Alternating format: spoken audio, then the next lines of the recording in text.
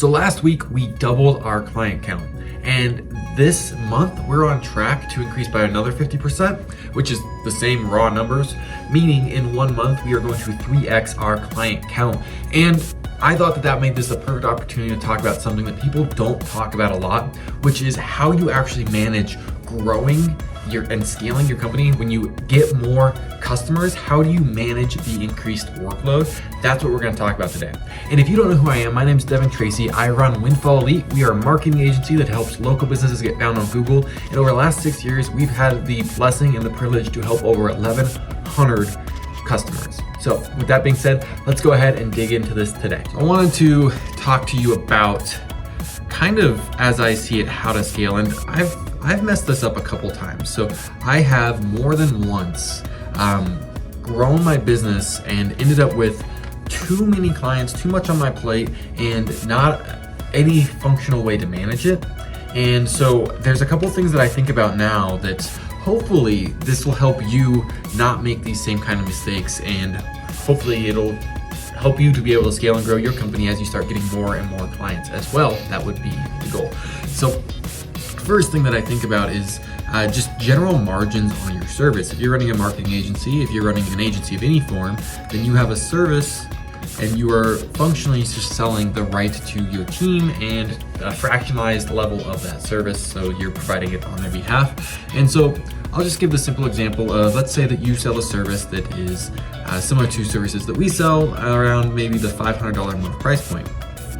In my opinion, you want your margins to be somewhere between 60 to 80% on this top line.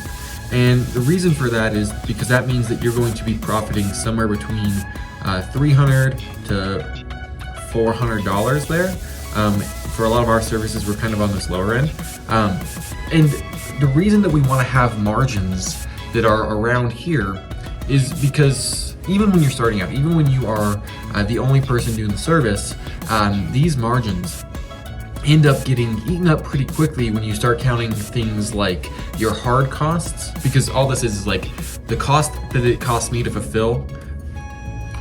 Your margins are the cost that you charge minus the cost to fulfill, right? So that's your top line margin. That doesn't account for things like our hard cost or our client acquisition cost.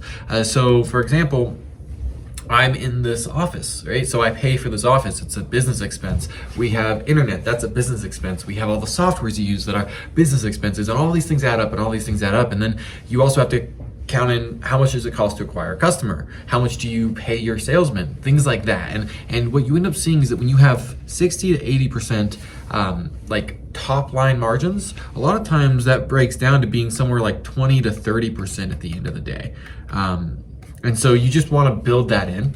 Another thing that I think about a lot that is really what I want to spend a lot of time talking about today, though, is actually that when you are the only person working in the business, when you are a solopreneur, when you're independent, and when you are doing all fulfillment, you're probably amazing at whatever it is that you do, and that's why you're doing it.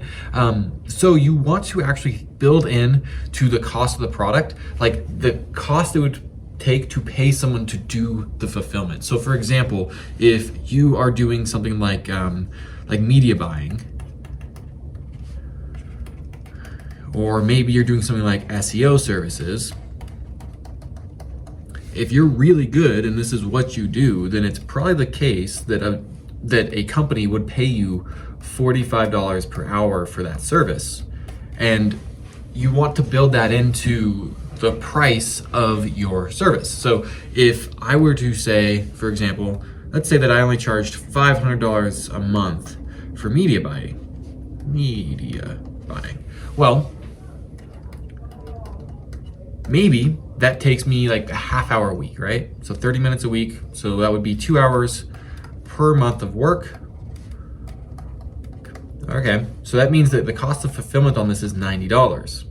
So if we are fitting my margin threshold here, I'm saying you want 60 to 80% margins, well then that means that we are kind of right in that 80% mark, right? So this is actually properly priced out. And you might be thinking, well, why? Because I'm doing fulfillment and aren't I the one who also gets the profit at the end of it? Yes, for now. This is actually a mistake that I made a lot when I was starting out, that I didn't actually factor in cost of labor, which made it really, really hard to scale and know my numbers when I started hiring a team. And if you don't know how much you should be paying for the service, then like when you start building a team, because you can build a team of freelancers, you don't need to have employees. You could actually use like Upwork. So you can just go and see whatever the service is, what do the good guys on Upwork charge, and then you can build that into your pricing. Because here's what ends up happening if you don't think this through. I'll just give you the doomsday scenario that I've experienced so many times in my career. Is there a faster way to do that? Yeah, clear all. All right, so let's say that you have a service that you're providing, and that service takes from you 1 hour per day times 20 days a month, right? So this takes you 20 hours. By the way, bad idea. Bad idea to have a service that takes this much time from you. If you do, then just recognize you have like full-time work is 160 hours a week, right? If you are a solopreneur, you don't have a team around you, then you're gonna also need to be doing prospecting. You're also gonna be doing like HR, not HR, you're gonna need to be doing like customer relationships. Every other detail of the business is going to be like required of you as well, which means that you probably only really can spend up to 4 hours a day doing fulfillment. At least that's been my experience. I can do about 4 hours a day on fulfillment, and anything past that, it just cuts into the other necessities when you have either you're by yourself or you're just a really small team. Because right now, I'm not by myself, but we are a really small team, and so I have to think through this. I only have 4 hours a day to fulfillment, which means you could probably only get 4 clients that you were doing this for, because it's just the sheer amount of time it takes. So that would be 80 hours a month that you were dedicating to fulfillment. And then maybe that's fine, because maybe you do an incredible service, and then maybe you can build a team that does this as well, and maybe it's scalable and it's fine. But I would typically say you want to be able to do services that either don't take that much time per client or don't take that much time per client forever. So maybe they have a longer, like you put more in month 1, but after that you can reduce the time that you're putting in. But 20 hours times $45 an hour for skilled labor, let's just say, okay? So that would be, this is 45 times 2 is 9, 90, so add a 0. So this would be $900 in fulfillment cost for this product, okay? Which, based on what we said earlier, if we want 80% margins, then we could just multiply this by 5, and we could say that we need to have a $4,500 per month price point, right? And if we do this times the 4 clients that we can get, well, then you might be looking at that and be like, all right, well, you know, 4,500 top line revenue times 4 clients, that's my max out in time there, because everything else I have to do, that's $18,000 a month. Cool. At 80% profit margins, that's pretty good too, right? So that would be like $14,000 a month in profit, right? A top line, all of your other expenses, especially when you're starting out, you're the only person on the team, this is probably gonna get you somewhere like a 10 to 12K per month profit, which is pretty cool. And because you have built in the cost of fulfillment as far as labor is concerned, you now can afford, if you want to keep growing, to start hiring talent at $45 an hour to help you with this. And that's the big that's the big thing that I wanted to talk about today. That the mistake that I made in the past was when I'm doing fulfillment, not factoring in cost of fulfillment because I didn't factor in my own cost of labor. And the way that I would do this, my personal opinion, is you count the cost of labor at what it would cost you to hire somebody to do that, not at what you think your time is worth. Because as the CEO of a company, as the founder, as the person who wears all the hats, what your time is worth isn't consistent, in my opinion. It's depending on what hat you're wearing. In this position, this job is worth this much an hour, so this is what it's worth an hour right now. And then when I put on a different hat, and at the highest level, yeah, maybe your time is worth hundreds or thousands of dollars an hour, but when you're doing these level tasks that are a $15 an hour task, a $30 an hour task, a $45 an hour task, that's how you factor it in, because that's what it costs to hire and replace yourself. And so when we start thinking in that way, then we have this opportunity to always be able to grow. So for example, right now, I have kind of split my business into two categories. There are, let me look. I have it on a whiteboard that's just off screen here. You just need to see, 1,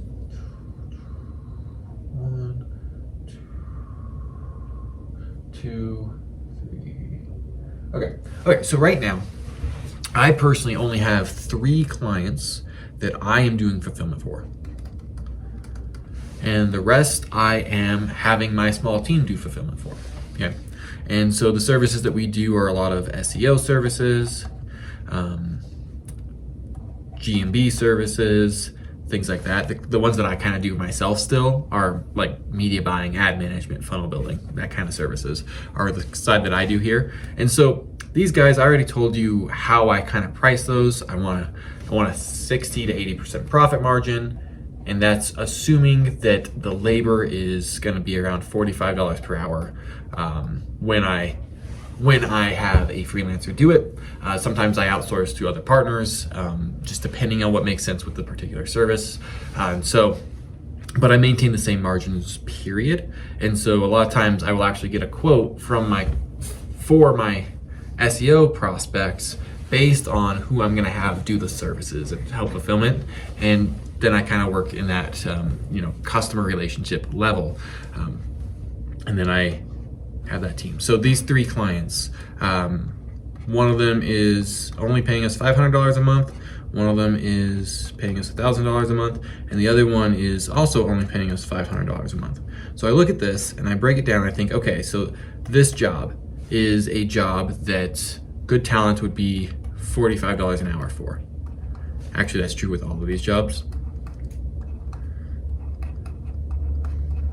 Well, actually, that's not true with the last job. So with the last job, this is a job that good talent for it would probably be closer to the $30 an hour mark, okay? So with that tells me how much time I can spend on this if I'm not outsourcing it, because it's gonna cost $45 an hour. I need 80 to 60% margins. So I could spend up to 4 hours per month on this one. I could spend up to 8 hours per month on this one, and I could spend, what is that? Probably up to 6 hours. I'm doing all this in mental math right now, so if these numbers aren't right, then just bear with me. But I could spend about 6 hours per month on this one. And so looking at that, all right, so that's per month, so that's 18 hours a month. Divide that by 4, that's gonna tell you how many hours a week I'm dedicating to fulfillment right now, and then the rest my team's handling. But even just looking at this, like, okay, so that's 18 hours a month dedicated, right? And I break this down, I'm like, well, actually, month 1, this client took a lot more. Month 1, this client was probably closer to 20 hours that this client took from me. Factor that in. Month 1, this client is probably gonna take 10 hours from me. Month 1, this client actually took less. But when you start seeing these breakdowns, you're like, okay, so is it okay for this cost, for this time to be higher than what I said it needs to be on a regular basis? I think so. My personal opinion, yes. Is month 1, if it takes more work, I think that's okay. I think you can put in more work initially, you can work off of lower margins for a temporary period of time, or you could, when scaling, this becomes a problem eventually, but in the early days, you could factor that in and even say, okay, so for month 1, I'll do the fulfillment, and then after that, I'll have my team do it.